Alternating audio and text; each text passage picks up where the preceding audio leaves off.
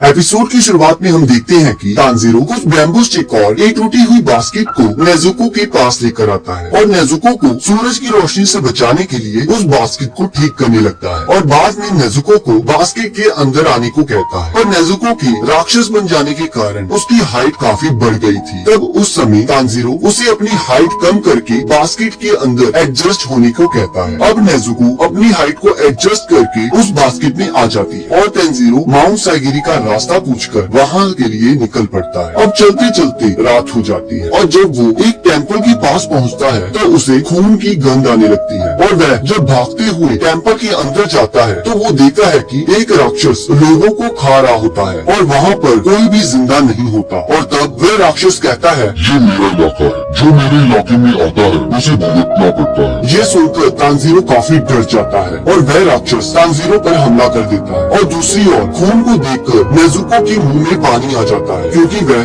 बहुत भूखी होती है। यहाँ तानजीरो उस राक्षस से मुकाबला करने लगता है और जब नेजुको को तानजीरो की चीख सुनाई देती है तो वो जल्द से भागते हुए आती है और एक किक मारकर उस राक्षस का सिर धड़ से अलग कर देती है। तब वो राक्षस कहता है कि तुम राक्षस होकर एक इंसान का साथ कैसे दे सकती हो? और वह राक्षस बिना सिर के ही तानजीरो पर हमला कर देता है और नेजुको एक और किक मारकर उसे दूर फेंक देती है, जिसे देखकर तानजीरो काफी हैरान हो जाता है और वह सोचने लगता है कि बिना सिर के ये राक्षस हमला कैसे कर पा रहा है और बोल कैसे सकता है। अब हम देखते हैं कि उस राक्षस के सिर के साइड से हाथ उगाते हैं और वह तानजीरो पर हमला कर देता है। दूसरी ओर उस राक्षस का शरीर नेजुको को पटक पटक के मारने लगता है और इधर तानजीरो उस राक्षस के सिर से लड़ रहा होता है और उस राक्षस के सिर पर अपना सिर मारकर उसे अपने आप से दूर करता है और फिर अपनी कुल्हाड़ी के साथ ही उसे एक पेड़ की ओर फेंक देता है, जिससे उस राक्षस का सिर उस पेड़ के साथ फंस जाता है और तानजीरो अपनी बहन को बचाने के लिए चला जाता है। और जब तानजीरो नेजुको को बचाने के लिए उस राक्षस के शरीर को धक्का देता है तो वो उस राक्षस के साथ ही खाई में गिरने लगता है और नेजुको सही टाइम पर आकर तानजीरो को बचा लेती है और वह राक्षस का शरीर नीचे गिरकर मर जाता है, जिससे उस राक्षस का सिर भी बेहोश हो जाता है। अब जब तानजीरो राक्षस के सिर को मारने लगता है तो उसके पीछे से